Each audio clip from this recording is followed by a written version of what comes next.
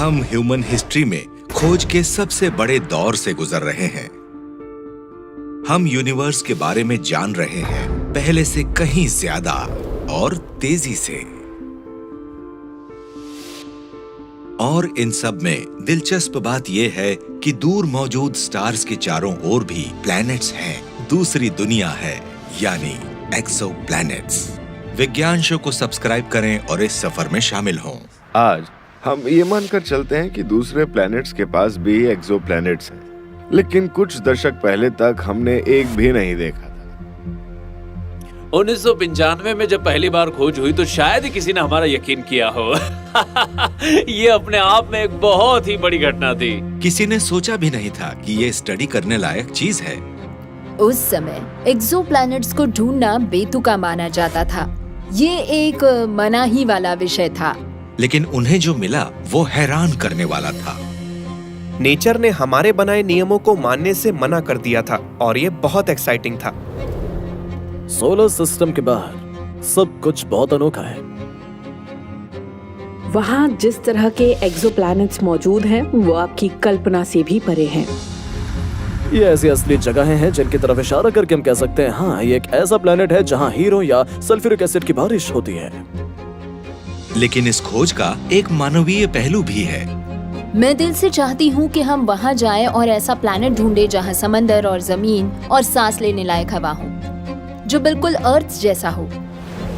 विज्ञान शो पेश करता है secrets of the universe, hunting for earth's twin.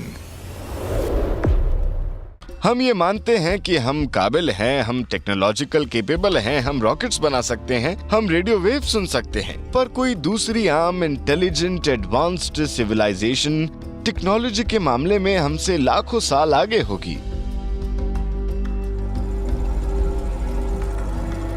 तो अगर कोई एलियन सोसाइटी हमसे ज्यादा वक्त से मौजूद होगी, तो वो कितनी ज्यादा टेक्नोलॉजिकली एडवांस्ड हो सकती है? इसका एक तरीका बताया कार्डाशेव स्केल ने।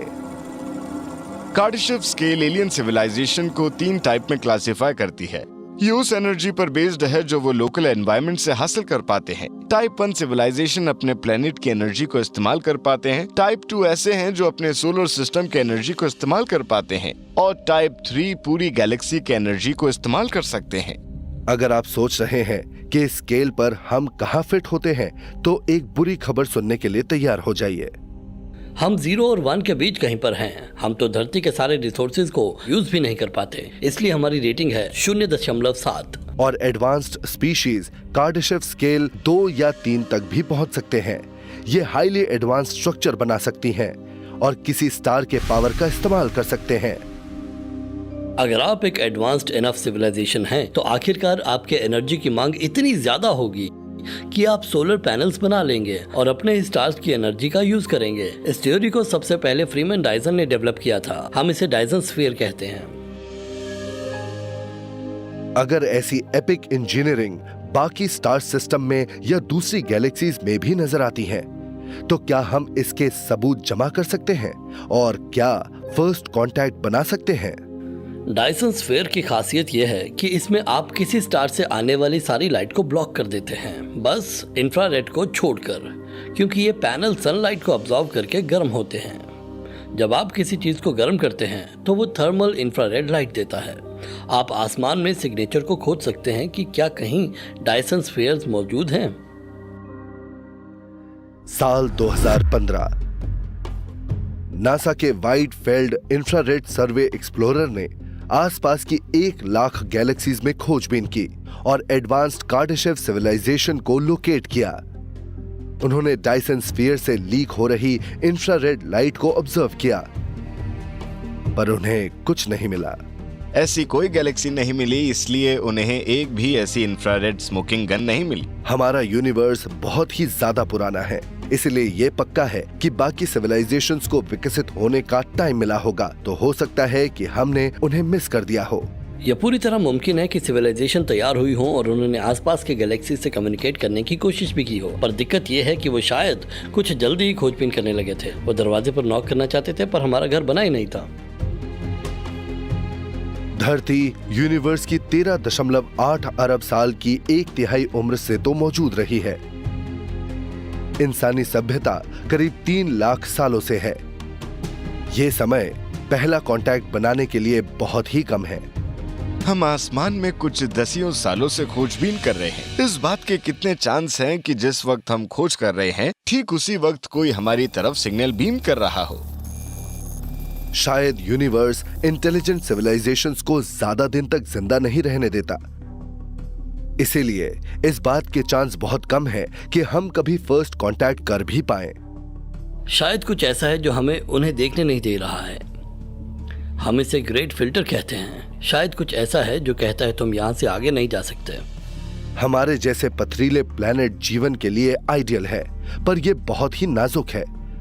और इसका मतलब यह है कि यूनिवर्स इंटेलिजेंट लाइफ को तेजी से फिल्टर करके खत्म कर सकता है।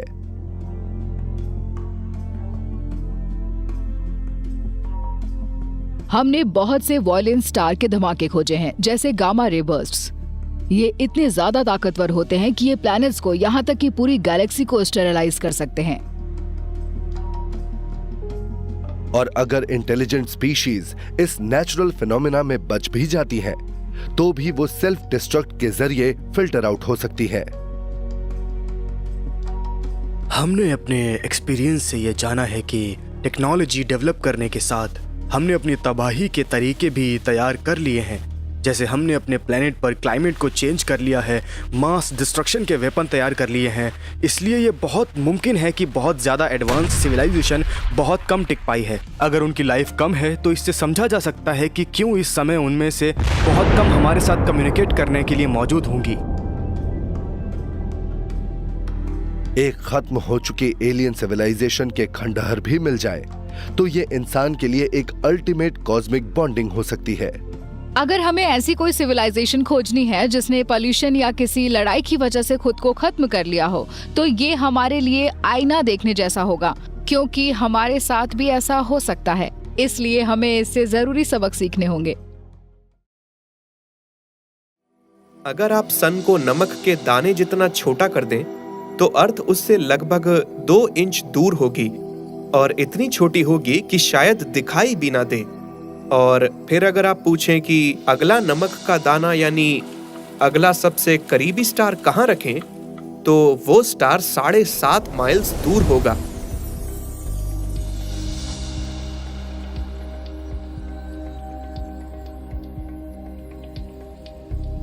तो हम इस विशाल ब्रह्मांड में तैरते हुए धूल के एक मामूली कण जैसे, लेकिन हो सकता है कि हम वहां मौजूद धूल के इकलौते दिलचस्प कण हो।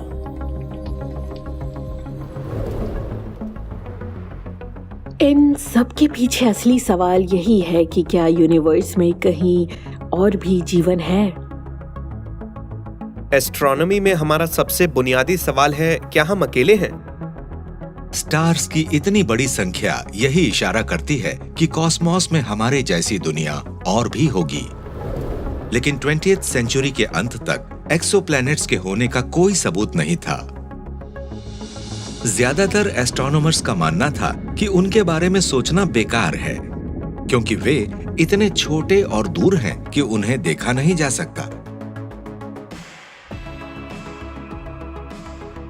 1980 की शुरुआत में हम दिल से जानते थे कि एक्सोप्लैनेट्स मौजूद हैं, लेकिन एस्ट्रोनॉमी में सबूत ही सब कुछ होता है और जब तक आप देख ना लें एक शक बना रहता है।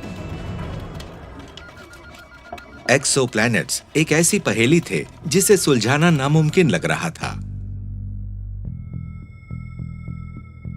लेकिन 1983 में एक नई तरह का टेलीस्कोप इन नई धारणाओं को चुनौती देने वाला था। इंफ्रारेड एस्ट्रोनॉमिकल सैटेलाइट या आईरास नई टेक्नोलॉजी का इस्तेमाल करता है जो उस लाइट को भी पकड़ सकती है जिसे इंसान नहीं देख सकते। ये उन वेवलेंथ्स का पता लगा रहा है जहां आप गर्मी देख रहे हैं, न कि वो जिसे आम लोग लाइट कहते हैं। यूनिवर्स की सारी चीजें कुछ हद तक इंफ्रारेड रेडिएशन छोड़ती हैं। हालांकि ये हमें दिखाई नहीं देता, पर कभी-कभी इसे गर्मी के रूप में महसूस किया जा सकता है। हम जानते हैं कि इंफ्रारेड कैमरे से हम रात के अंधेरे में भी लोगों को देख सकते हैं, क्योंकि गर्म चीजें अपने इंफ्रारेड रेडिएशन की वजह से चमकती हैं। आईरास पूरे आसमान का सर्वे करने के लिए इसी सिद्धांत का इस्तेमाल करता है। इंफ्रारेड रेडिएशन की खास बात यह है कि ये वहां पहुंच जाता है जहां दिखाई देने वाली लाइट नहीं पहुंच सकती। ये स्टार के चारों ओर धूल के बादलों को भी पार कर सकता है।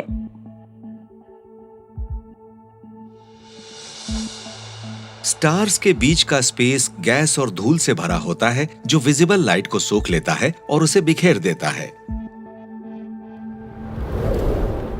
लेकिन इंफ्रारेड रेडिएशन की लंबी वेवलेंथ्स बड़ी आसानी से आर पार चली जाती हैं, और इसीलिए जो स्टार्स पहले छिपे हुए थे वे अचानक आईरास डिटेक्टर के सामने आ जाते हैं। मैं उस समय जमीन पर मौजूद बड़े टेलीस्कोप्स के लिए इंफ्रारेड पर काम कर रहा था, तो हमें पता था कि आईरिस क्या कर रहा है, और सही बताऊं तो वो टेक्नोलॉजी बहुत नई थी। आप बस टेलीस्कोप के ऊपर से आसमान को गुजरने देते हैं, और जब कोई चमकदार चीज आती है तो पता चल जाता है। आप धीरे धीरे पूरे आसमान पर एक नक्शा बना लेते हैं, और वहां हजारों लाखों नई चीजें हमारा इंतजार कर रही होती हैं। सर्वे के 6 महीने के बाद आईरास ने अर्थ से 63 लाइट ईयर्स दूर बीटा पिक्टोरिस नाम के स्टार से एक अजीब इंफ्रारेड सिग्नल पकड़ा। बीटा पिक्टोरिस में उम्मीद से बहुत ज्यादा इंफ्रारेड रेडिएशन था। ये सामान्य नहीं था, ये खुद स्टार से नहीं आ रहा था, तो ये इंफ्रारेड रेडिएशन आखिर आ कहां से रहा था? ये एक बड़ी पहेली थी। हमें कोई अंदाजा नहीं था कि ये क्या है, और यहीं से एक नई जासूसी की कहानी शुरू हुई। बीटा पिक्टोरिस की खबर चिली के एक दूर दराज ऑब्जर्वेटरी तक पहुंची।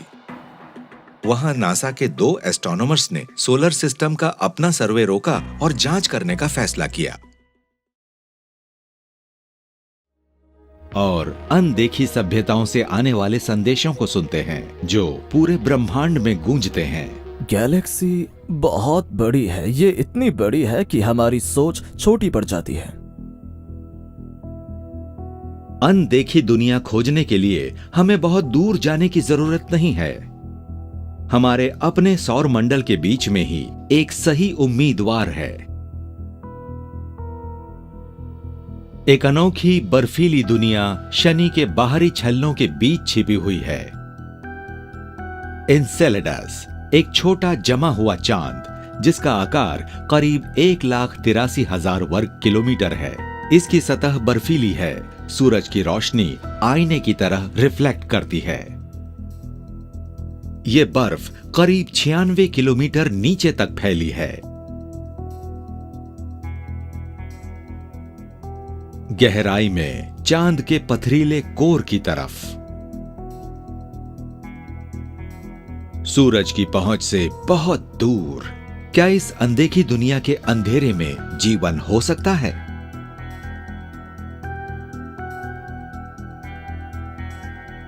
इस रहस्य को सुलझाने के लिए वैज्ञानिक पृथ्वी पर बेहद कठिन जगहों की पड़ताल करते हैं। एनसेलेडस बिल्कुल वैसा ही है। डॉन एडवर्ड्स नेचर रिफ्यूज नमक का सूखा हुआ दलदल है। यहां 2 इंच मोटा नमक का घोल सूरज की रोशनी को पूरी तरह रोक देता है और इससे नीचे गुप्त अंधकार बना रहता है। हम जिन दूसरी दुनियाओं में दिलचस्पी रखते हैं वो हमारे सौर मंडल में है, और ऊपरी सतह के नीचे ही हमें जीवन मिलने की संभावना है। नासा के वैज्ञानिक क्रिस मैकई ऐसे जीवन की खोज करते हैं जो अंधेरे में रहता है। मिथेनोजेंस वो नन्हे माइक्रोब्स हैं जो अंदर जमीन में फलते फूलते हैं। ये 3.5 अरब साल पहले पृथ्वी पर प्रकट होने वाले पहले जीवों में से थे। ये जीवन के खुद को ढालने और पनपने के सटीक उदाहरण हैं। पृथ्वी पर जहां भी मिथेनोजेंस मिलते हैं मुझे उनमें दिलचस्पी रहती है। उन्हें ऑक्सीजन पसंद नहीं, वो हाइड्रोजन लेते हैं। उन्हें सूरज की रोशनी की बिल्कुल जरूरत नहीं होती। वो बहुत गहराई की सतह के नीचे रहते हैं। ये दूसरी दुनिया पर माइक्रो एस्ट्रोनॉट्स के लिए मेरे पसंदीदा जीव हैं। क्रिस नमक की ऊपरी परत के नीचे मिथेनोजेंस के नमूने ढूंढते हैं। नमक हिफाजत करता है और रुकावट भी बनता है। यहाँ ऊपर सफेद परत सिर्फ नमक है। फिर ये हरी परत, ये वो जीव हैं जिन्हें सूरज की रोशनी चाहिए, फोटोसिंथेटिक। फिर ये गुलाबी परत, ये वो जीव हैं जिन्हें नमक बहुत पसंद होता है। फिर उनके नीचे काली मिट्टी होती है, उसके अंदर मीथेन गैस पैदा करने वाले जीव होते हैं। इस काली मिट्टी में मिथेनोजेंस की भरमार है। एक सुई की नोक पर 10 लाख मिथेनोजेंस आ सकते हैं। ये उस विशाल दुनिया एन्सेलेडस का एक बहुत छोटा सा मॉडल है और इसे विस्तार से समझने पर हम इसे अंदर तक जान पाएंगे और इसके बारे में कुछ बोल पाएंगे। जैसे जैसे वैज्ञानिक एन्सेलेडस की बारीकी से जांच करते हैं, ये अनदेखी दुनिया और भी अनजानी लगती है। ऊपरी सतह का तापमान 0 से 333 डिग्री नीचे होता है, तो यहाँ सारा पानी पूरी तरह जमा होना चाहिए। लेकिन दक्षिणी ध्रुव पर ये टाइगर स्ट्राइप्स एक पानी की अनोखी दुनिया की तरफ ले जाती हैं। बर्फीली सतह में ये बड़ी दरारें अंदर छुपे विशाल नमक के महासागर की तरफ ले जाती है। हाइड्रोजन से भरपूर यही मिथेनोजेंस का सबसे बढ़िया खाना है। ये इस नमकीन पानी में फलते फूलते हैं। जब एन्सेलेडस शनि के चक्कर लगाता है तो ग्रह के जबरदस्त गुरुत्वाकर्षण से बर्फीली घाटियों में फासला आ जाता है और महासागर का पानी बाहर निकल जाता है और टाइगर स्ट्राइप से विशाल बर्फीले फव्वारे छोड़ता है। मार्च 2012 में वैज्ञानिकों ने एन्सेलेडस के इन फव्वारों पर कसीनी सैटेलाइट को संचालित किया।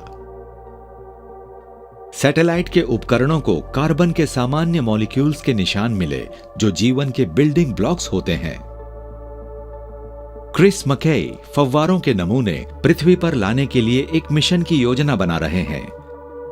उन्हें उम्मीद है कि वो मिथेनोजेंस से भरे होंगे। मुझे लगता है कि एन्सेलेडस की सबसे दिलचस्प बात यह है कि यहाँ मटेरियल सीधा अंतरिक्ष में आता है। हमें ड्रिल नहीं करना होता, खुदाई नहीं करनी होती, खोजना नहीं पड़ता, बस उसके ऊपर से उड़ना है, पकड़ना है और वापस लाना है।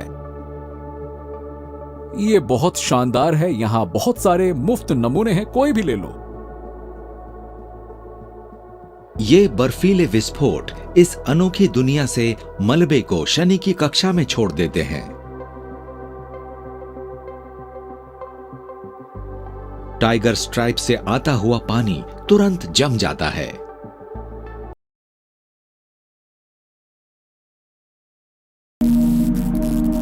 अगर कोई मुझे आधी रात में नींद से जगाकर पूछे प्लैनेट्स के मिलने की आखिरी जगह क्या हो सकती है, तो शायद मैं यही कहूंगा कि ऑर्बिटिंग पल्सर। पल्सर यूनिवर्स में मौजूद एक बहुत ही ड्रामेटिक चीज हो सकती है। किसी स्टार का एक चम्मच मास भी माउंट एवरेस्ट जितना होता है और ये एक सेकंड में 100 ऑफ टाइम्स घूम सकते हैं। आप ऐसे किसी मॉन्स्टर चीज को इमेजिन कर सकते हैं?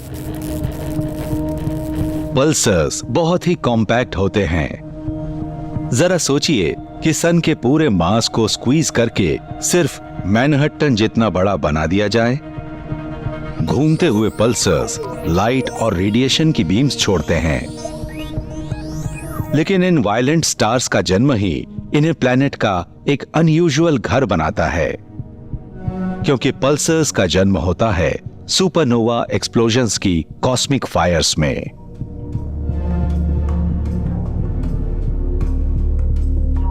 ये एक्सप्लोजन्स इतने पावरफुल होते हैं कि अगर ये अर्थ जैसे किसी मामूली प्लैनेट के आसपास हो जाए तो उस ब्लास्ट में अर्थ डिस्ट्रॉय हो जाएगा। किसी सुपरनोवा एक्सप्लोजन के बाद एक पल्सर का चक्कर काटते प्लैनेट्स का मिलना ठीक वैसा ही है जैसे किसी खतरनाक अर्थक्वेक की साइट पर क्रॉकरी की दुकान में सभी चीजों का सही सलामत मिलना, लेकिन ऐसी जगह सेफ बिल्कुल नहीं होती। ये चीजें बहुत गर्म होती हैं और इनके मैग्नेटिक फील्ड्स बहुत पावरफुल होते हैं। ये तेजी से घूमते हैं। कुछ केसेस में इनकी स्पीड थाउजेंड्स ऑफ टाइम्स पर सेकंड हो सकती है। इसका मतलब ये है कि इनसे रेडिएशन ब्लास्ट होता है, तो इनके पास अगर कोई प्लेनेट हुआ तो सुपरनोवा एक्सप्लोजन की वजह से वो जल जाएगा। इससे टकराने वाली चीजों से उसकी हालत खराब हो जाएगी। ये यूनिवर्स की सबसे खतरनाक चीजों के पास होने वाली बात है, और ऐसे सिचुएशन में किसी चीज को वहां ढूंढने का कोई सेंस नहीं बनता है। कोई प्लेनेट किसी सुपरनोवा ब्लास्ट को तभी सह पाएगा जब वो बहुत ज्यादा टफ मटेरियल से बना होगा। लेकिन ये है क्या? ईयर 2011 में एक क्लू मिला जब एस्ट्रोनॉमर्स को सर्पेंस कॉन्स्टलेशन में तेजी से घूमते हुए एक पल्सर का नजदीक से चक्कर लगाता एक स्ट्रेंज प्लैनेट मिला। इस प्लैनेट का साइज इस पल्सर से 3000 टाइम्स बड़ा था। लेकिन असली सरप्राइज मिला इसके कंपोजिशन से।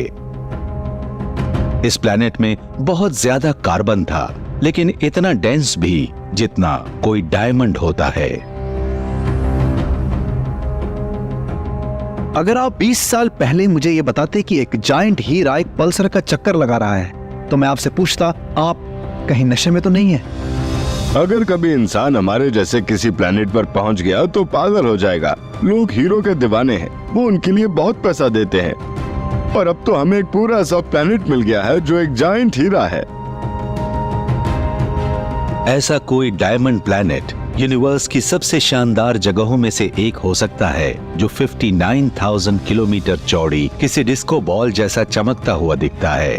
प्लैनेटरी जियोलॉजिस्ट जेनी रेडबा के हिसाब से हमारी अर्थ पर इतनी डायमंड प्लैनेट्स के सरफेस से सबसे ज्यादा मिलती जुलती अगर कोई चीज है तो वो है आइसलैंड का shimmering black volcanic flood plain. जरा सोचिए कि हम डायमंड प्लैनेट के सरफेस पर खड़े हुए हैं। आप देख सकते हैं कि ये एकदम फ्लैट, एकदम यूनिफॉर्म है, फिर भी ये चमक रही है। शायद ये सरफेस वाकई बहुत खूबसूरत होगा।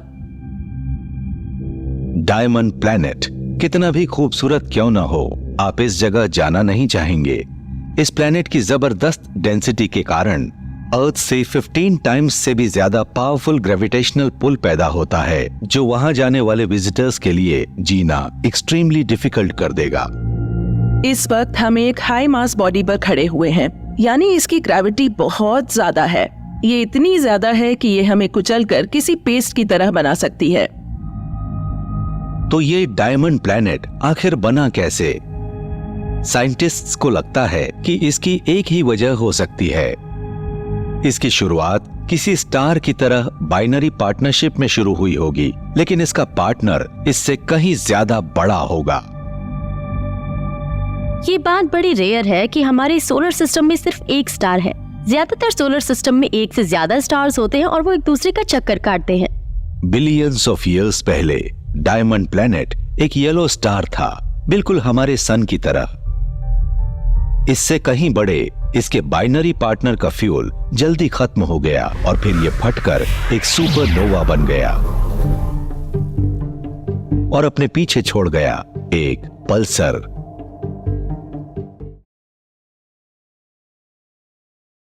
हार्वर्ड के पेलियोन्टोलॉजिस्ट एंड्रयू नॉल्ट शुरुआत से ही ऐसे जीवों की स्टडी कर रहे हैं जो हमारी कल्पना से परे हैं। जब हम इस तरह के किसी म्यूजियम में आते हैं तो हमें सिर्फ यही सोचकर हैरानी होती है कि दूसरे ग्रहों पर रहने वाले जीव कैसे हो सकते हैं, बल्कि हम ये जानकर भी दंग रह जाते हैं कि हमारी पृथ्वी पर भी कितने अनोखे जीव रहते आए हैं। अगर हमें हड्डियां नहीं मिली होती तो क्या हम कभी डायनासोरों के बारे में अंदाजा भी लगा पाते? पिछले 8 साल से एंड्रयू नासा के मार्स रोवर्स के लिए एक मिशन बायोलॉजिस्ट का काम कर रहे हैं। वो इस काम के लिए सबसे सही भी हैं, क्योंकि वो न सिर्फ इस पृथ्वी पर रहने वाले बहुत बड़ी संख्या के जीवों के जानकार हैं, बल्कि वो किसी ग्रह के पत्थरों से उसके इतिहास का भी अंदाजा लगाने में माहिर हैं। हम अपने आसपास नजर आने वाली चीजों के आधार पर ही पृथ्वी के बारे में अपनी राय बनाते हैं, लेकिन हमारे पास जो जियोलॉजिक रिकॉर्ड हैं, उनसे पता लगता है कि पृथ्वी की भी एक पूरी सीरीज थी। हम आसपास जिस पृथ्वी को देख रहे हैं उसके ऊपर मौजूद सारे पेड़ पौधे, जीव और इसके वायुमंडल का कंपोजिशन, ये सब तो उस सीरीज की आखिरी कड़ी है। पिछले 400 करोड़ साल में जो भी ट्रांजिशन हुए हैं, ये उसका आखिरी रूप है। मिसाल के तौर पर इस पत्थर को ही ले लीजिए, ये करीब 350 करोड़ साल पहले बना था। इसमें आयरन मिनरल भरे हैं, जिसका मतलब है कि वो लोहा इसमें समुद्र के पानी से ही आया था, और ऐसा समंदर के सिर्फ उस पानी में हो सकता है जिसमें ऑक्सीजन बिल्कुल ना हो। दुनिया में करीब करीब हर जगह पर इस तरह के पत्थर मिलने का मतलब है कि पृथ्वी के शुरुआती 400 करोड़ सालों में उसके वायुमंडल में ऑक्सीजन थी ही नहीं। वो पृथ्वी हमारे लिए जहरीली होती। आज हम जब पृथ्वी के इतिहास को और ज्यादा गहराई से देखते हैं तो हमें कुछ और बड़ी चौंकाने वाली बातें नजर आती है। ये पत्थर असल में आज से करीब 63.5 करोड़ साल पहले ग्लेशियर की बर्फ से बना था और उस दौर में दुनिया में करीब करीब हर जगह इस तरह के ही पत्थर बने थे। इससे पता लगता है कि इक्वेटर पर ग्लेशियर की बर्फ सी लेवल पर थी। उस वक्त पृथ्वी का ज्यादातर हिस्सा या शायद पूरी पृथ्वी ही बर्फ से ढकी थी और उसे कई बार हम स्नोबॉल अर्थ भी कहते हैं। ये अलग अलग पृथ्वियां ठंडी, गर्म, ज्यादा या कम ऑक्सीजन वाली, ये असल में एलियन दुनियाएं ही थी। एंड्रयू मानते हैं कि एलियन किस तरह के होंगे ये जानने के लिए हमें अपने फॉसिल रिकॉर्ड में ही देखना चाहिए। ये ट्रिलोबाइट्स, अगर आप इन्हें ध्यान से देखें तो आपको कई चीजें बड़ी जानी पहचानी सी नजर आएंगी। इनका शरीर भी जोड़ों और सेगमेंट वाला है, इनके पैर भी जोड़ वाले हैं। अगर आप कहें कि ये देखने में किसी झींगे या किसी इंसेक्ट जैसे लगते हैं तो आप गलत नहीं हैं। बायोलॉजिस्ट पृथ्वी के इतिहास में जीवों में इस तरह की समानता बार बार मिलने की बात को कन्वर्जेंस कहते हैं। जो शेप अच्छी तरह से काम करती है उसे कुदरत भी बार बार दोहराती है। ये विशाल समुद्री जीव देखने में व्हेल जैसा नजर आता है, लेकिन ये एक्सटिंक्ट छिपकली है। पिछले 25 करोड़ साल के दौरान जमीन पर रहने वाले वर्टेब्रेट जीव बार बार समंदर में रहने गए और जब भी उन्होंने ऐसा किया उन्होंने समंदर के ऐसे विशाल जीवों को जन्म दिया। ऑर्नोसॉरस 7 करोड़ साल पहले ये समुद्र में रहने वाली छिपकलियां थी, लेकिन इनका आकार बहुत बड़ा था और आज हम उस आकार की व्हेल्स देख रहे हैं। अगर पृथ्वी भी एक जमाने में दूसरे तारों का चक्कर लगा रहे ग्रहों जैसी ही एलियन थी, तो हमने फिल्मों में जिन एलियंस को देखा है, जैसे कि 2 आंखों, 2 हाथ और 2 पैर वाली छिपकलियां, तब शायद वो पृथ्वी पर रहने वाली जीव ही थी।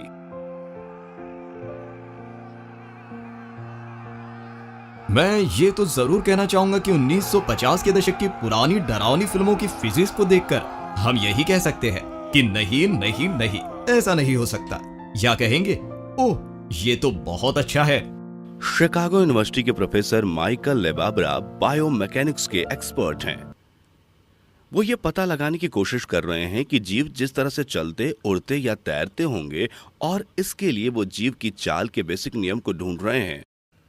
आप उसे लोकोमोशन का लोएस्ट कॉमन डिनोमिनेटर कह सकते हैं।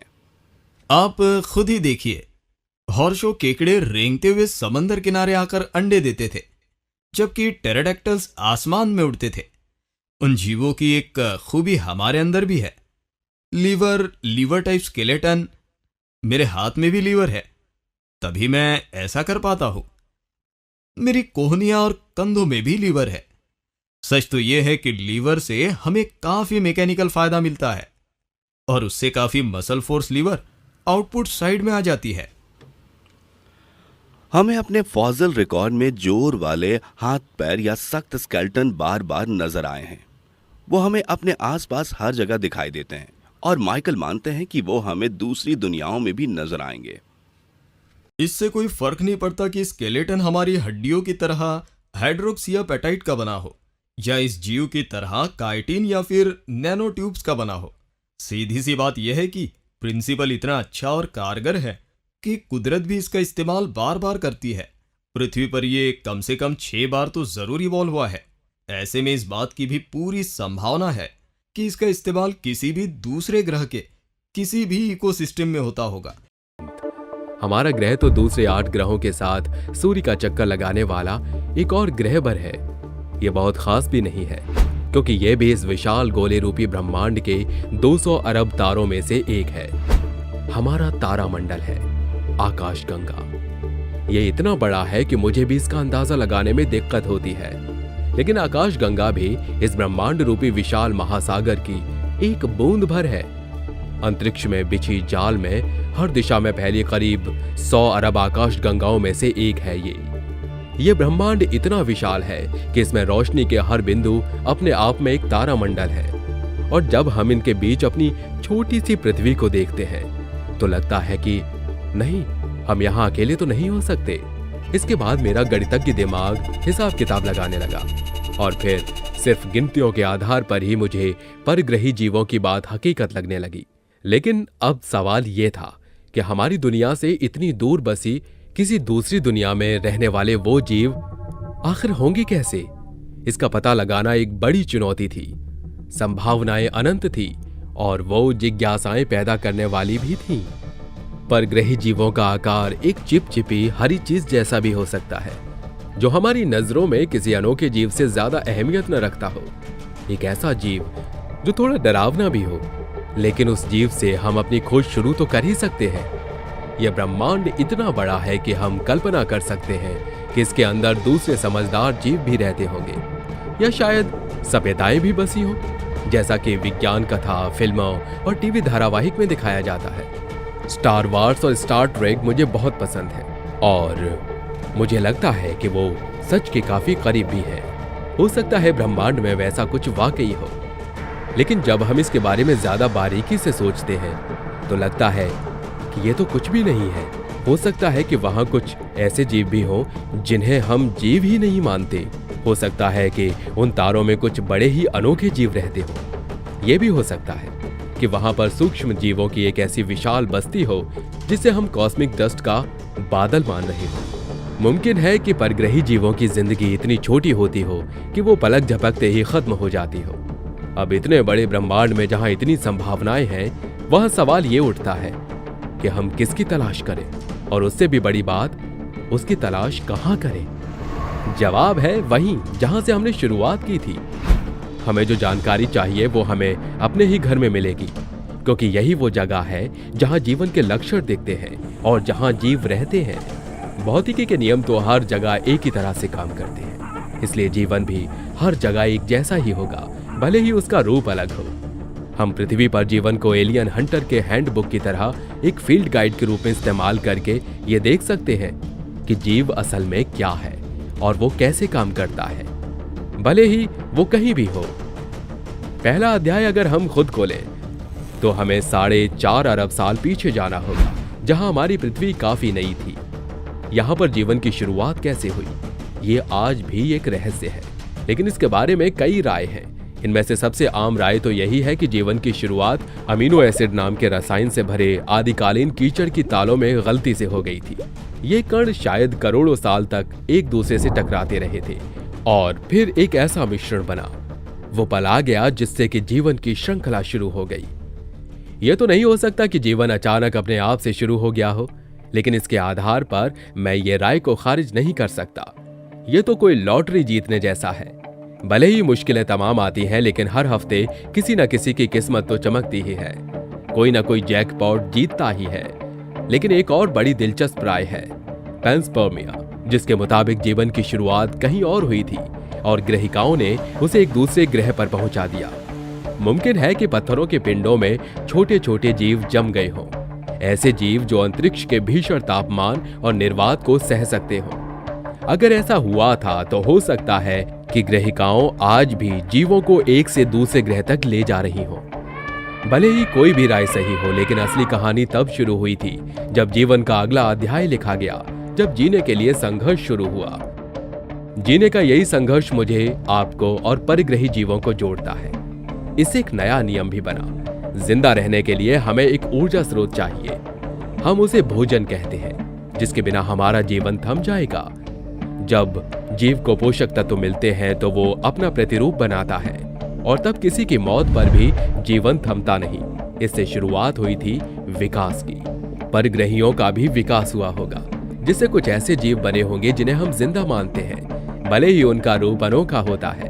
परग्रहियों की खोज में हमारा अगला पड़ाव है वो जगह या उन जगहों को ढूंढना जहां जीवों को भोजन मिल सके और जहां वो अपना प्रतिरूप बना सके, अपना विकास कर सके। जहां तक हमारी जानकारी है तो इसके लिए एक चीज बेहद जरूरी है।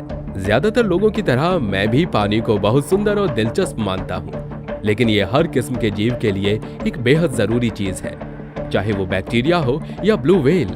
अगर हमें कहीं और पानी मिल जाता है तो वहीं आसपास परग्रही जीव भी मिल जाएंगे। और अच्छी बात यह है कि अंतरिक्ष में भी पानी एक आम चीज है। पूरे ब्रह्मांड में पानी भरा है। कहीं वो बर्फ के एक छोटे से क्रिस्टल के रूप में है तो कहीं पहाड़ जितने बड़े बर्फ के उल्का पिंड के रूप में। लेकिन हमें तरल रूप में पानी वहीं मिल सकता है जहां तापमान भी सही हो। हर तारे के आसपास एक इलाका ऐसा भी होता है जहां ना तो ज्यादा गर्मी होती है और ना ज्यादा ठंड। वैसे ही जैसे गोल्डीलॉक्स और 3 भाइयों की कहानी में दलिया था, हमारे सूरज के आसपास 2 ग्रह ऐसे हैं जो गोल्डीलॉक्स जैसे हैं, पृथ्वी और मंगल। इसी वजह से मुझे उम्मीद है कि एक दिन हम मंगल पर जरूर पहुंच जाएंगे।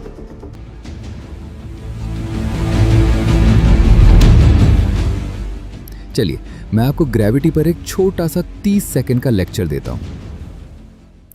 मैं यहां न्यूटन की पिक्चर यूज करूंगा, आइंस्टाइन की नहीं, क्योंकि हमें रिलेटिविटी वाली एक्यूरेसी की जरूरत नहीं है। ग्रेविटी ऑब्जेक्ट्स के बीच एक फोर्स ऑफ अट्रैक्शन है। ये सिर्फ अट्रैक्ट करती है, इसलिए ये चीजों को एक साथ जोड़ती है। ये फोर्स सिर्फ ऑब्जेक्ट्स के बीच के डिस्टेंस पर डिपेंड करती है, एंगल पर नहीं। इसलिए ये अक्सर स्फीयर्स बनाती हैं। ग्रेविटी की यही प्रॉपर्टी है।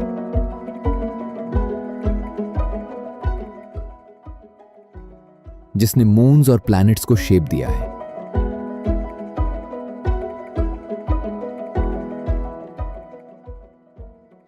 लेकिन हमारे सोलर सिस्टम पर राज करने वाले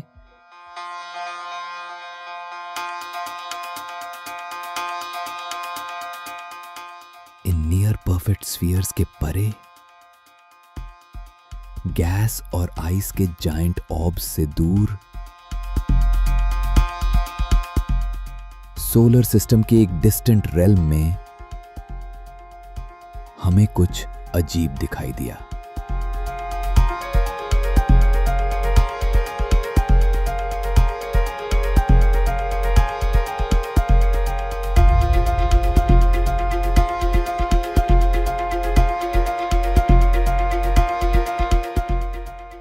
इस दूर के रीजन को एक्सप्लोर करने के लिए सिर्फ एक ही क्राफ्ट भेजा गया है।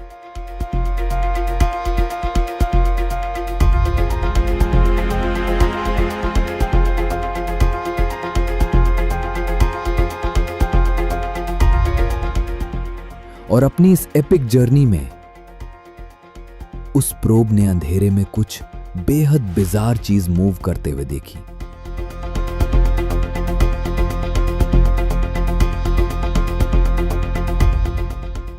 ये अर्थ या प्लूटो जैसा कोई स्फीयर नहीं था,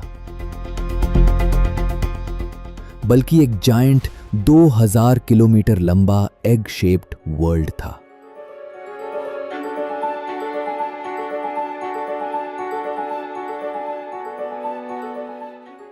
इसके चारों तरफ ऑर्बिट कर रहे 2 चमकते हुए मून्स,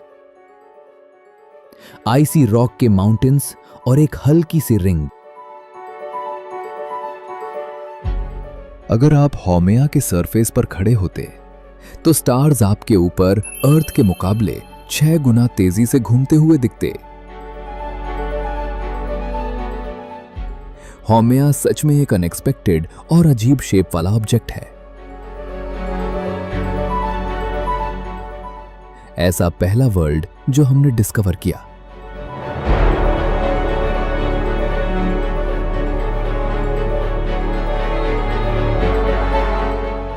सवाल यह है कि आखिर किस चीज ने ऐसे ग्रेविटी डिफाइंग वर्ल्ड को बनाया?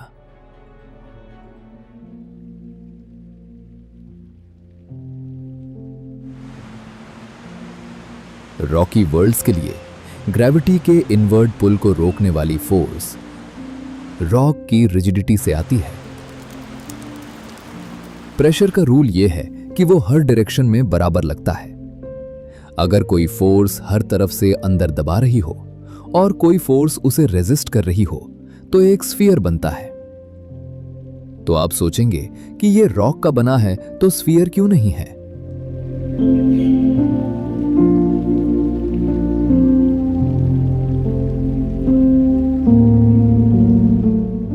इसकी ग्रेविटेशनल पुल बहुत वीक है क्योंकि ये ज्यादा मैसिव नहीं है। सरफेस पर ग्रेविटी इतनी स्ट्रांग नहीं है कि वो रॉक की स्ट्रेंथ को तोड़ सके और उसे एक स्फीयर बना दे, तो किसी चीज को कितना बड़ा होना चाहिए कि ग्रेविटी रॉक से ज्यादा पावरफुल हो जाए?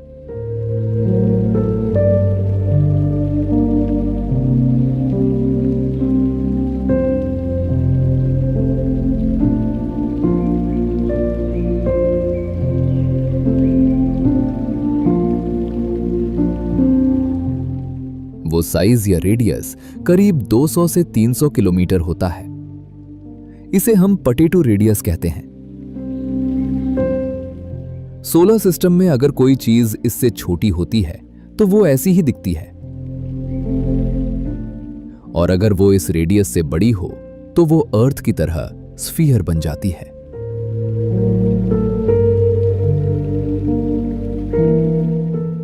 हमने जो ऑब्जर्व किया है उस हिसाब से पोटैटो रेडियस का रूल काफी स्ट्रिक्टली फॉलो होता है।